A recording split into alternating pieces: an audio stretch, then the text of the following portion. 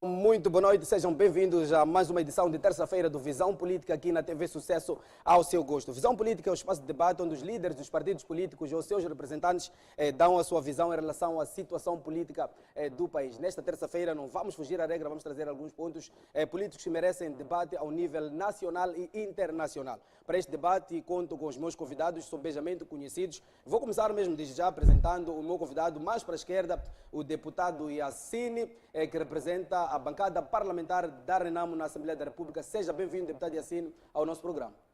Muito obrigado. Boa noite a Simo Yanga, boa noite a si, telespectador, boa noite, colegas do painel. E dizer que é sempre um prazer voltar a este programa para poder analisar e trocar experiências sobre situações que dizem respeito ao país e também ao mundo além de fronteiras. Muito obrigado, deputado Yassine. Vamos apresentar de seguida o Bitone Viagem, também, que é um analista político. Está aqui conosco para também começarmos a debater em torno dos assuntos que interessam, merecem debate ao nível da política nacional e internacional. Seja bem-vindo ao nosso programa. Bem, muito obrigado. Antes de tudo, permita-me agradecer mais uma vez o convite que me foi direcionado pela vossa equipe. Cumprimentar a todo o telespectador que nos acompanha de casa, cumprimentar a Simianga e ter a oportunidade também de cumprimentar os meus colegas de painel. Professor Julião Kumbani, de seguida e por último, representa o partido Frelimo. Nosso professor, seja bem-vindo ao programa. Boa noite, Mianga. Obrigado mais uma vez pelo convite. Boa noite, pares do painel. Boa noite, telespectadores da TV Sucesso, ao seu gosto.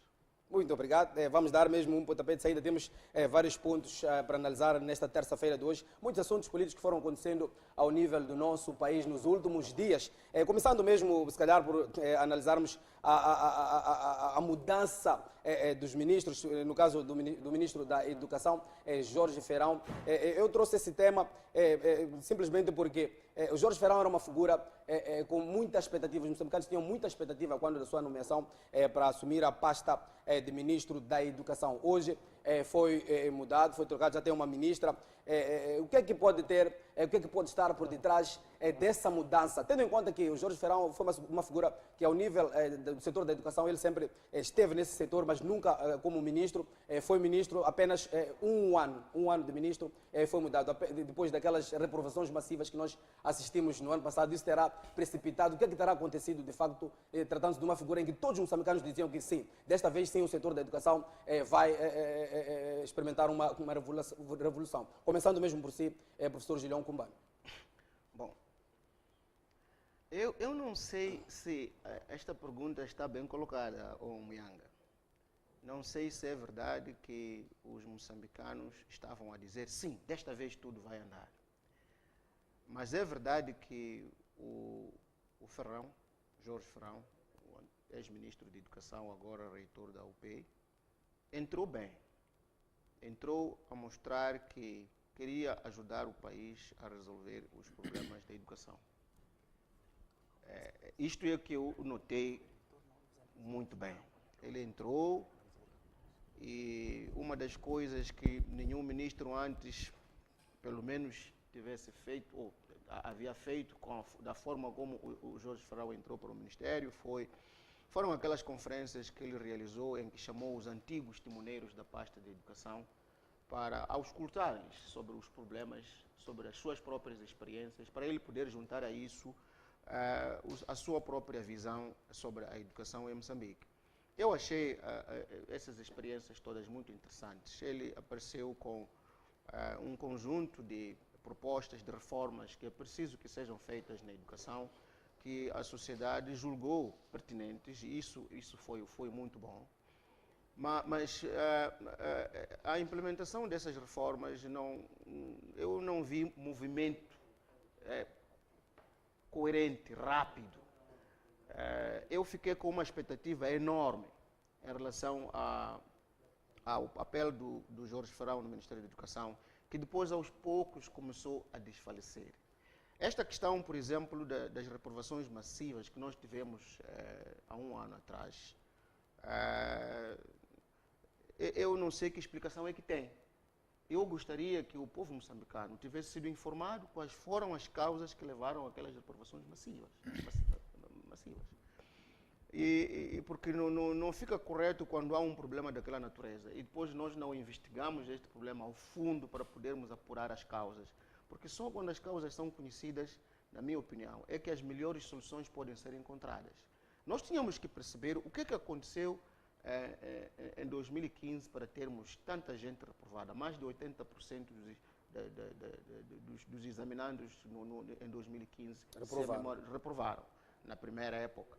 E estas mudanças que houveram, por exemplo, em relação à segunda época, porque depois foi preciso dizer não vale a pena irmos à segunda época, porque estamos a gastar muito dinheiro e o que acontece é que as reprovações continuam. Então, este problema de reprovações, nós temos que procurar entender o que causa tantas reprovações. Será que os nossos professores não estão a saber administrar corretamente os conhecimentos aos nossos alunos? Será que as condições de ensino não estão a favorecer a boa apreensão dos conhecimentos pelos alunos? O que está a acontecer? Estas perguntas, na minha opinião, precisam ter respostas. Não sei que medidas é que estavam a ser tomadas para nós encontrarmos respostas para essas perguntas, porque não é para aquilo ter acontecido e o fenômeno ficar não esclarecido. E a outra coisa que eu notei é que o ministro Jorge Ferrão começou, para mim pelo menos, estava a ser lento na procura de respostas para estas perguntas. Então, quando estamos num processo de mudanças como este, para mim é correto que se faça uma revisão do que é preciso fazer. O Jorge Ferrão é o indivíduo que dirigiu muito bem a Unilúrio quando esta instituição foi criada. Foi o primeiro reitor da Unilúrio. Se calhar tenha sido por isso que ascendeu ao cargo de tornou a Unilúrio em muito pouco tempo bastante visível internamente como no mundo inteiro. Isto fez com que a sociedade conhecesse o Jorge Ferrão. É muito bom. Mas depois que o Jorge Ferrão saiu de lá, parece que a Unilúrio não está em boas águas. É como se o reitor que está lá neste momento não fosse competente para dirigir a universidade. Então, eu penso que há qualquer coisa na forma como o Jorge Ferrão gera processos, que faz com que ele seja o maior protagonista quando entra nos processos, mas depois as coisas, quer esteja ele presente, quer depois dele ter saído, possam entrar em águas meio turvas, assim. Então, se calhar não é um bom estilo de liderança. Isto normalmente acontece com líderes que gostam muito de aparecer. É o que eu tenho notado. Quando um líder gosta muito de aparecer, normalmente essa tendência de gostar muito de aparecer está a esconder algumas coisas, alguns erros até no processo de tomada de decisões.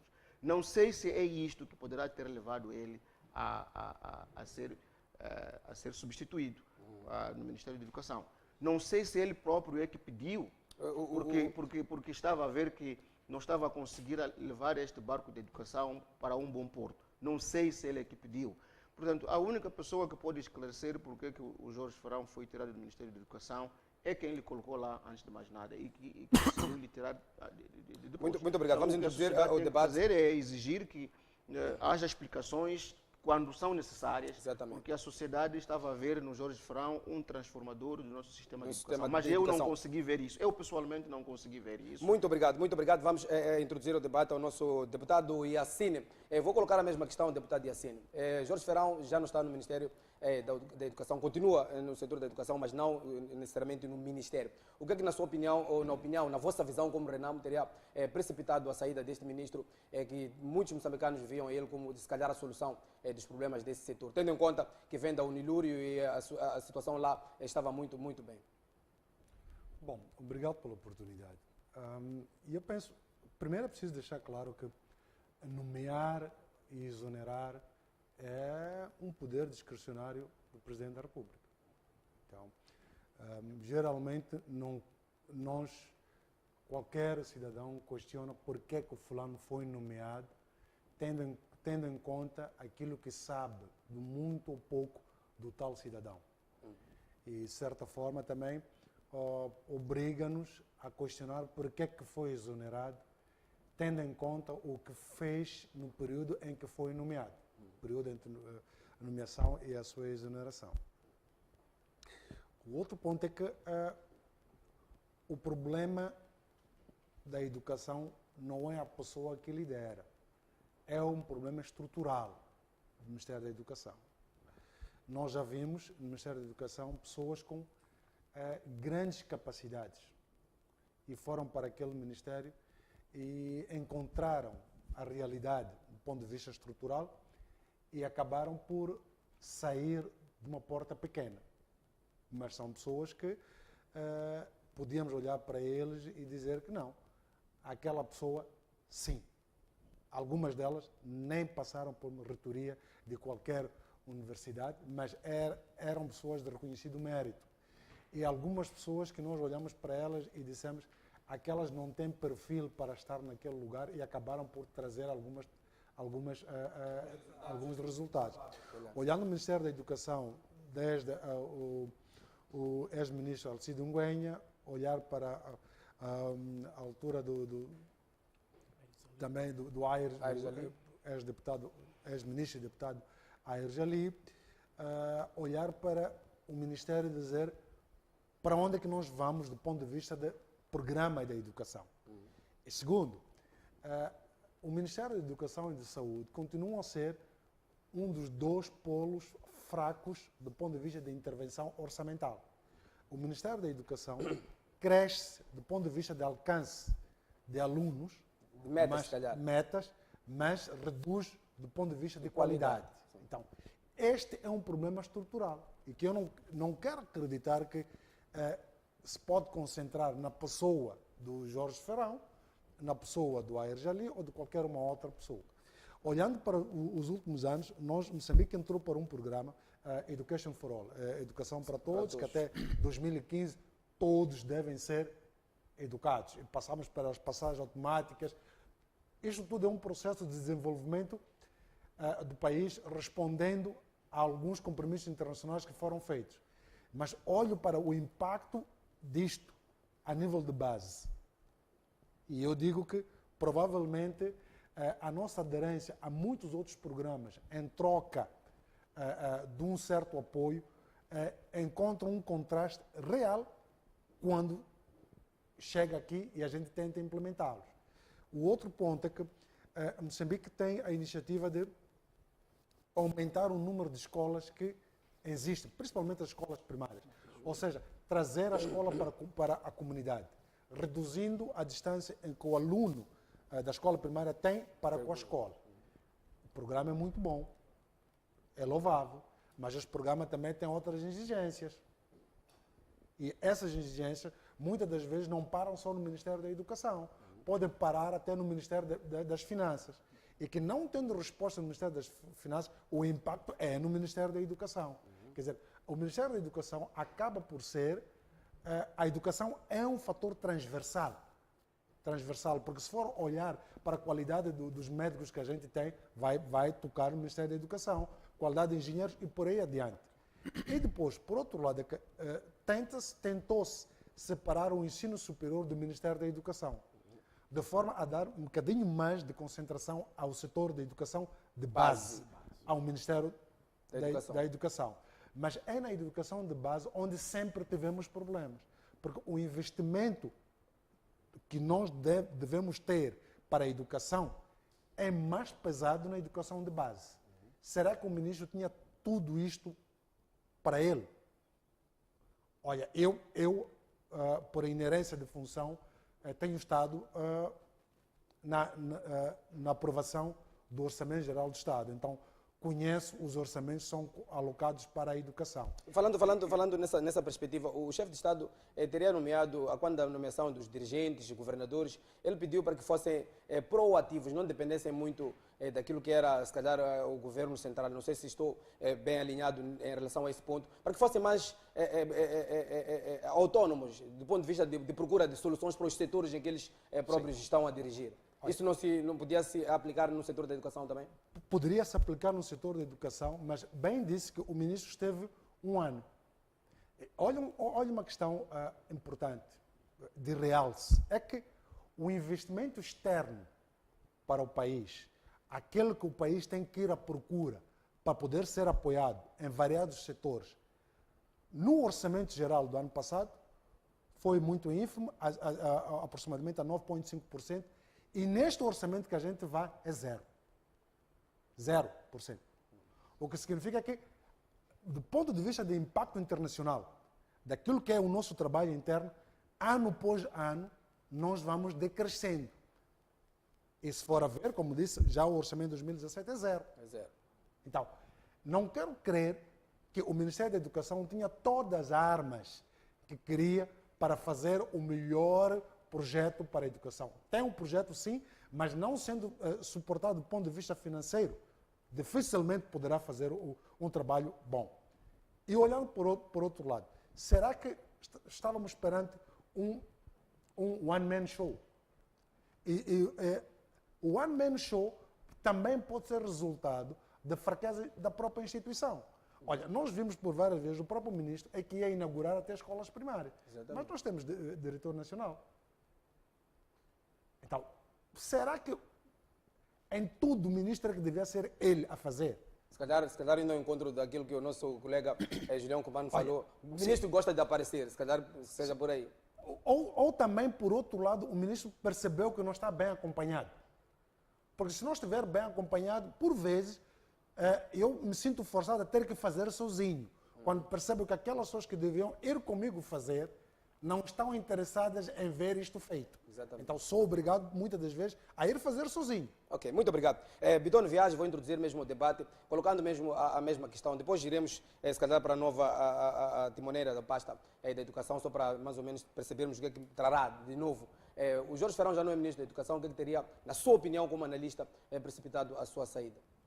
Bem, primeiro, permita-me dizer que num espaço de 3 meses, nós fomos pegos de surpresa, talvez na negativa. A primeira exoneração foi do ministro que ocupava a pasta do Ministério, neste caso, dos Recursos Minerais. Sim. Não é?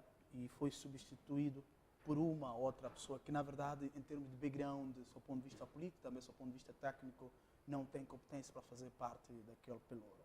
Tudo bem, os moçambicanos entenderam. Segundo, foi a exoneração do ministro Jorge Ferão, que também, de certa maneira, constituiu uma surpresa, tomando em consideração que o Jorge Ferão já era visto como Messias, não é?